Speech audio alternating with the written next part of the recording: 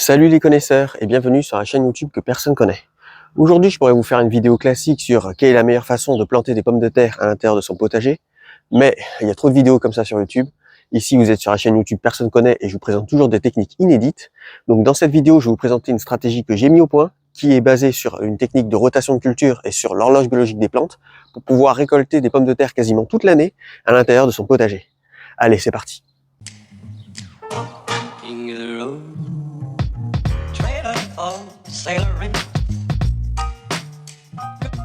Les pommes de terre et patates douces sont pour moi hyper importantes dans un potager.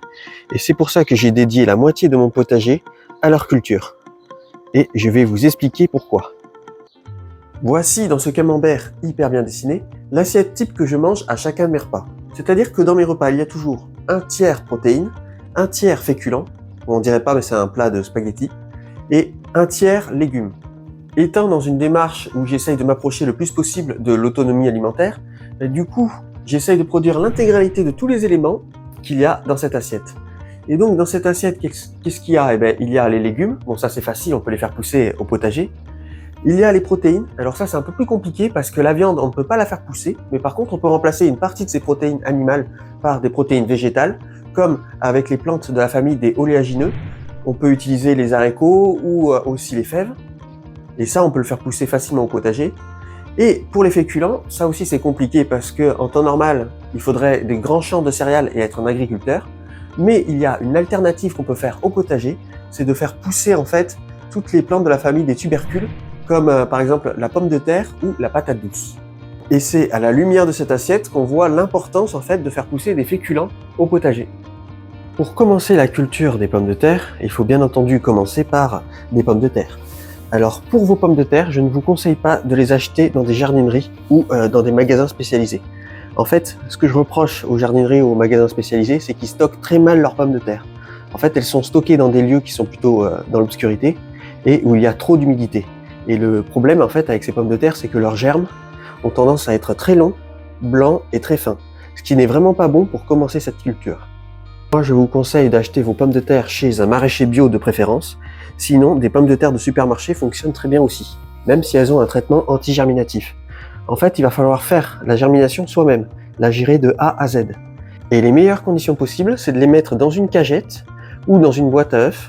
En fait, il faut éviter que les pommes de terre se touchent. Bon là, elles se touchent un peu parce que j'ai bougé la cachette entre-temps, mais en fait, il faut éviter que les pommes de terre se touchent pour que ça ne gêne pas leur germination. Et ensuite, ces pommes de terre-là, une fois que vous les avez placées dans une cagette bien espacées les unes des autres, il faut les mettre derrière une baie vitrée ou une fenêtre. En fait, il faut qu'elles soient éclairées à la lumière dans la journée.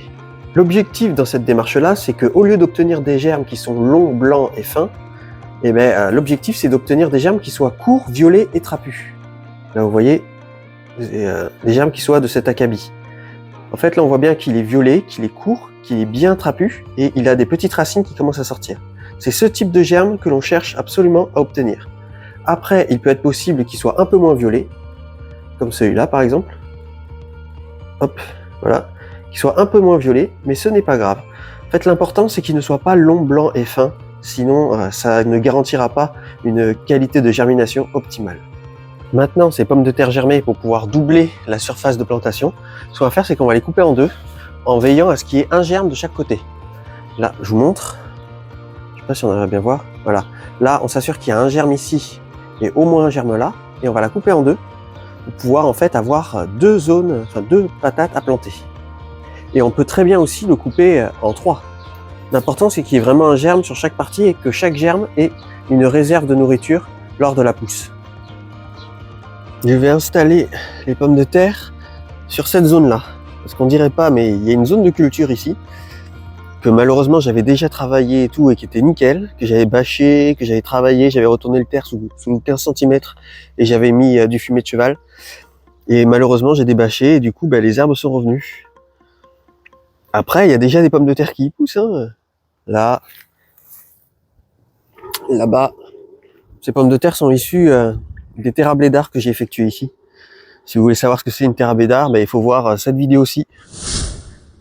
Mais l'avantage avec cette technique, c'est qu'il y a souvent des plantes qui se sèment toutes seules, comme par exemple là des pommes de terre.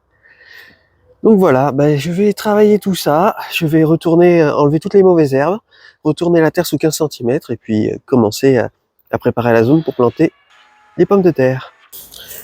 Quand je pense que la zone était nickel et que tout était propre et que je suis obligé de tout refaire. Alors l'important quand on désherbe, c'est qu'il faut éviter d'emporter trop de terre avec les racines.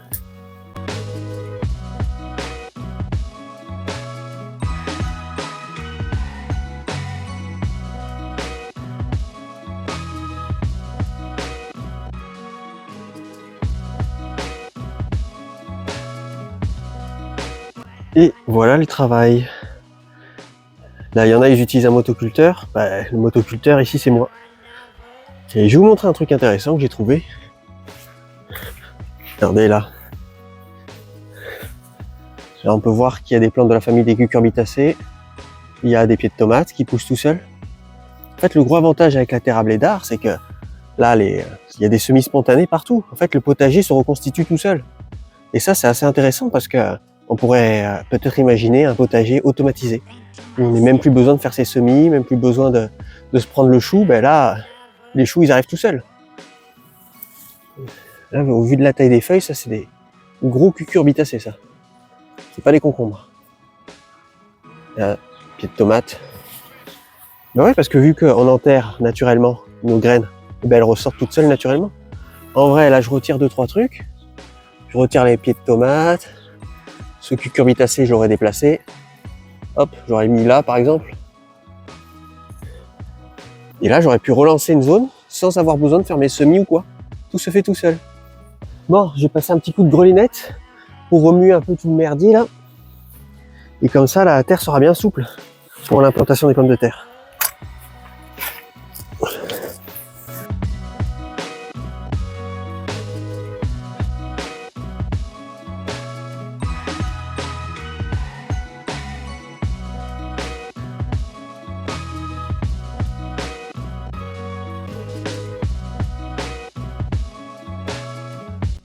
C'est dingue comment la terre, elle est redevenue tassée, quoi. Regardez ça. Alors pourtant, elle était parfaitement broyée en 1000 morceaux cet hiver. Je m'étais pris la tête cet hiver à tout nettoyer, à tout décompacter. Et c'est redevenu des blocs. Ça, on voit bien l'effet du tassement de la pluie, en fait, sur la terre, quoi. C'est pour ça que le paillage est important, pour limiter cet effet. Note pour plus tard, à partir de maintenant, je bâche toujours. C'est fini. Tant pis pour les paillettes de microplastique, là, j'en ai plein les fesses. Maintenant que je vous ai expliqué comment avoir les meilleures pommes de terre possibles prêtes à être plantées, je vais vous expliquer ma fameuse stratégie que j'ai mis au point pour pouvoir avoir des récoltes de pommes de terre quasiment toute l'année. Alors en fait, avec cette stratégie, le but c'est d'avoir tout le temps des pommes de terre à récolter. Parce que par exemple, si vous avez regardé ma vidéo sur comment avoir du paillage gratuit en illimité, dont je vous mets la miniature juste ici, j'ai déjà récolté des patates. Et là aujourd'hui, je vais encore récolter des pommes de terre, là ici, sur cette zone de culture là, quand je vais la nettoyer. Sachant que pour l'instant, j'en ai toujours pas encore planté cette année. Et en plus, je vais bientôt récolter également les pommes de terre qui sont ici, sur mon ancienne zone à patates. Et là, cette année, à la place, je vais y planter des patates douces à cet endroit-là. Comme ça, elles auront bien la place de se développer. Cette stratégie de plantation se déroule en 4 vagues de plantation sur 4 bandes de cultures différentes. L'année dernière, quand j'ai utilisé cette stratégie, mes 4 bandes de culture, il y en avait une ici, une là, une ici et une là. D'ailleurs, on voit que les pommes de terre reviennent. Vous voyez, là elles reviennent, là elles reviennent, là elles sont revenues mais j'ai arraché, et là c'est pareil, elles sont revenues mais j'ai arraché. Alors en fait, je les avais plantées de chaque côté des filets, parce que je les avais plantées en association avec les haricots verts. Les haricots verts, ils poussaient là sur les filets, et il y a encore les restes là des haricots verts. Et du coup, l'association, c'était que les haricots verts enrichissent le sol en azote, et que ça aide à la plantation, enfin ça aide à la pousse des pommes de terre. Sauf que, en fait, le gros problème que j'avais eu l'année dernière, c'était pour la récolte. Parce que pour la récolte, c'était assez compliqué de circuler là entre les filets avec la cagette, sachant que j'avais les haricots verts là et les pommes de terre au sol, les haricots verts là et les pommes de terre au sol. C'était assez compliqué de circuler avec la cagette. Donc c'est pour ça que cette année, je vais faire différemment. Ma zone 1 et ma zone 2, elles seront ici, là où j'ai travaillé le sol. Donc voilà, elles seront collées en fait, zone 1 et zone 2. Et la zone 3 et la zone 4, qui étaient l'année dernière ici, de chaque côté du filet où il y avait les haricots verts, et bien cette année, je vais les mettre ici, sur la planche A.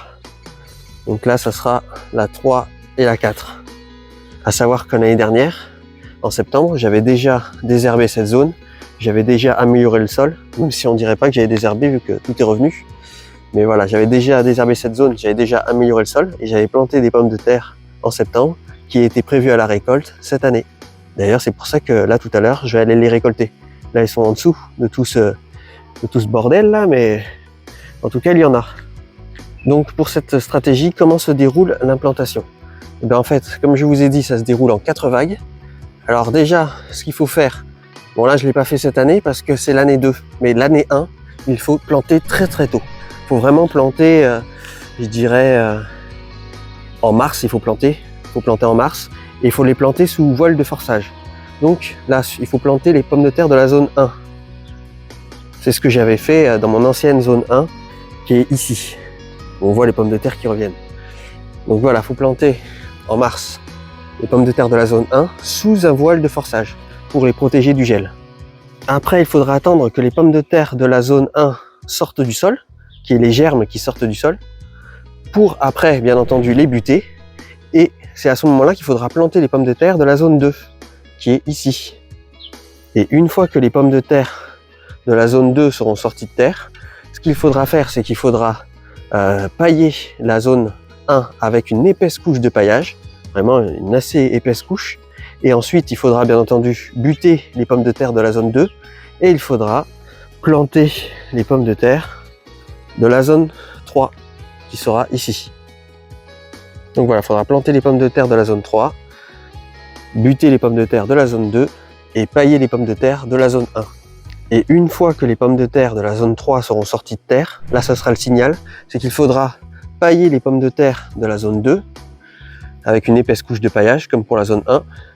Et sur la zone 3, il faudra bien entendu les buter pour pouvoir augmenter les récoltes.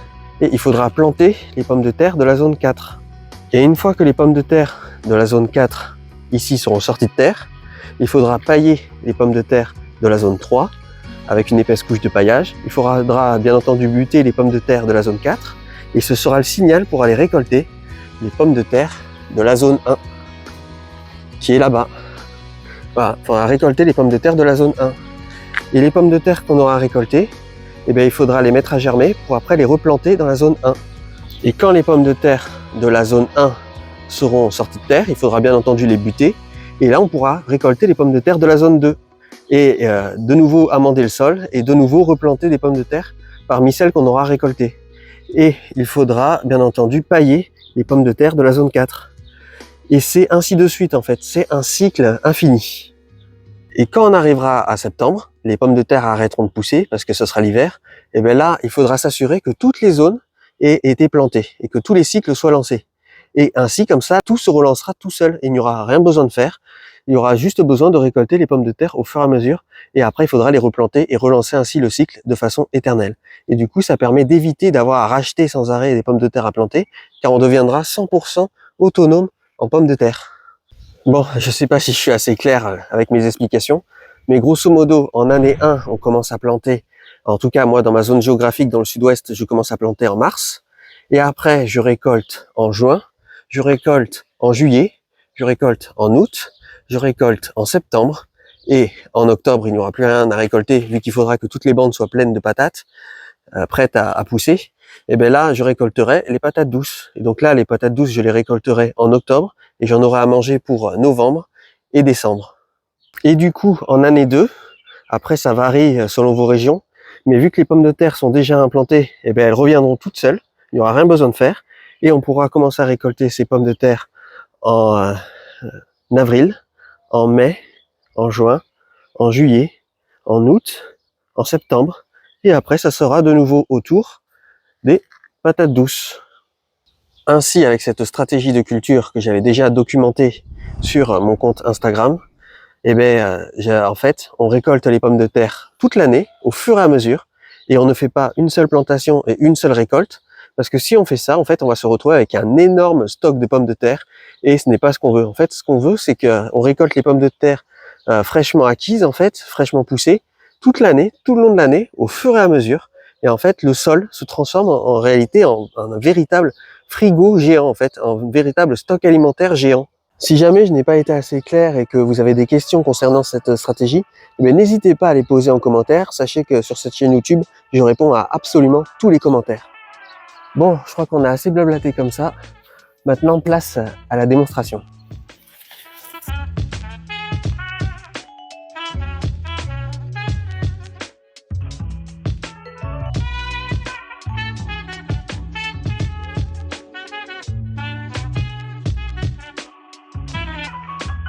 Quand on plante les pommes de terre, il ne faut pas hésiter à les planter profondément.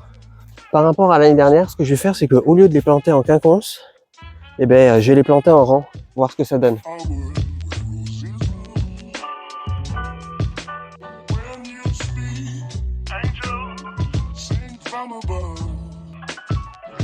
Le gros avantage, c'est qu'avant, je n'avais pas de chaîne YouTube, donc tout ce que je disais, c'était documenté en format écrit. Mais maintenant que j'ai ma chaîne YouTube, tout ce que je vais expliquer, je vais pouvoir le démontrer. Et vous allez pouvoir le voir, l'évolution au fur et à mesure de ce que ça donne. Et ça, c'est assez intéressant. Ça va être une documentation vidéo. Et du coup, on pourra vraiment voir l'évolution et voir si ça change selon les années, voir s'il y a des choses à améliorer. Alors que tout le reste, tout ce que j'ai avant, c'était que des photos, quoi. Bon, j'ai terminé de planter les pommes de terre de la nouvelle zone 1. Et comme d'habitude, j'ai fait germer trop de pommes de terre. En fait, j'aurais pu les manger au lieu de les faire germer. Mais du coup, il me reste beaucoup trop de pommes de terre sous les bras. Alors, je me demande si je vais pas planter également la nouvelle zone 2 tant que je suis lancé. Parce qu'au final, il me reste les pommes de terre de l'ancienne zone 1 qui sont pas encore arrivées à maturité et que je vais pouvoir récolter, je pense, le mois prochain. Et j'ai encore les pommes de terre de la zone 3 et 4 à ramasser, que je vais ramasser sûrement aujourd'hui ou demain. Et du coup, comme ça, vu que j'aurai planté la zone 1 et 2 en avance, j'aurai le temps de travailler la terre ici en profondeur et de l'améliorer en attendant de planter les pommes de terre de la zone 3 et 4. Maintenant, ce qui serait intéressant, c'est que je mesure précisément la taille de mes zones de culture, à savoir que chez vous, il faudra adapter la taille de vos zones de culture en fonction du nombre de bouches que vous avez à nourrir, à savoir qu'une zone de culture, c'est une récolte pour un mois, et que l'autre zone de culture, ça sera une récolte pour le mois suivant. Donc voilà, il faudra bien prendre ça en compte. Donc bon, j'ai pas retrouvé mon mètre, mais j'ai trouvé ce petit mètre de couturière. Donc grosso modo, la moitié de cette grande zone, c'est 1 mètre. Là, c'est 2 mètres en fait déjà. Donc la moitié, c'est 1 mètre. Donc la zone numéro 1, en fait, c'est 1 mètre de large et c'est 4 mètres de longueur. Et la zone numéro 2, qui est ici, c'est pareil, c'est 1 mètre de large pour 4 mètres de longueur. À savoir que tous ceux qui sont abonnés à ma chaîne YouTube pourront bénéficier d'un suivi complet de cette stratégie où je vais tout documenter. D'ailleurs, je peux d'ores et déjà vous dire que un prochain épisode sera également sur cette stratégie de culture, car je vais vous faire un épisode spécial sur mon système d'arrosage sans électricité et sans eau, car il fonctionne, vous voyez là on le voit d'ailleurs, c'est ce tuyau là, car il fonctionne avec les 2 cuves qui sont là-bas, les 2 cuves de récupération d'eau de pluie, et du coup c'est ces 2 cuves en fait qui alimentent le système d'arrosage, qui fonctionne et qui va partout, hein. Il va partout là, il va là, aussi de l'autre côté de ça il va là. Là d'ailleurs on le voit, là, et du coup évidemment, vu que cette zone là est nouvelle, je vais vous montrer comment j'installe ce système d'arrosage, parce qu'il va falloir que, là j'ai les tuyaux d'ailleurs, il va falloir que je l'installe, et du coup je vais vous montrer comment je l'installe, et surtout comment on le relie pour faire une extension en fait, parce qu'en fait évidemment j'ai pas fait tout mon potager en un jour, hein. Il a fallu que plusieurs années à chaque fois je l'ai agrandi un peu plus, donc là je vais le relier au système qui est ici. Je mets toujours le tuyau sous un paillage de préférence pour le protéger des rayons ultraviolets du soleil et augmenter sa durée de vie, sachant que je suis fatigué aujourd'hui, sachant qu'en fait ce tuyau est déjà très résistant, D'ailleurs, c'est le tuyau que j'utilise à mon travail. Et c'est le tuyau d'ailleurs aussi que vous voyez dans toutes les mairies et tout, parce que c'est un tuyau professionnel. Mais je vous en parlerai dans une prochaine vidéo, je vais pas vous spoiler. Et du coup, vu que là, je vais planter les pommes de terre, et ben la semaine prochaine, il va falloir que j'installe mon système d'arrosage automatique, parce que j'ai vu avec la météo que dans les prochaines semaines et prochains jours, il va faire très chaud. Et donc, je vais éviter que mes pommes de terre sèchent. Donc c'est pour ça que là, il va falloir que mon système d'arrosage soit installé. Comme ça, je n'aurai plus besoin de m'en occuper. Bon, j'ai fini de tout planter ici. Ça y est, c'est fait. Bon, j'ai un peu planté plus que nécessaire parce qu'au final, il me restait encore des pommes de terre dans ma cagette. Là, il m'en restait encore plein, donc j'en ai planté, j'en ai calé un peu partout. J'en peux plus. Donc maintenant, ce que je vais faire, c'est que je vais arroser. Et bon, je vous avais promis que j'allais récolter la bande A, qui est ici. Je vous avais promis que j'allais la récolter dans cette vidéo, mais là il est tard. Quand on fait des vidéos, en fait, ça prend tellement de temps que d'habitude ce que je fais en quelques heures, je l'ai fait limite en une demi-journée, quoi. C'est un travail de zinzin. Donc je ferai ça dans la prochaine vidéo, quand je ferai le système d'arrosage pour ce que vous venez de voir. Là j'en profiterai pour récolter les patates pour vous montrer à peu près ce que ça donne. Et puis voilà, hein, je pense que ça va être pas mal. Hein. J'ai hâte de voir ce qu'il y a là-dessous. Donc on va voir si vous avez bien suivi tout ce que je vous ai expliqué. Qu'est-ce que je vais faire d'une partie des pommes de terre qui poussent sur la zone A, d'après vous? Je vous laisse un peu de temps de réfléchir.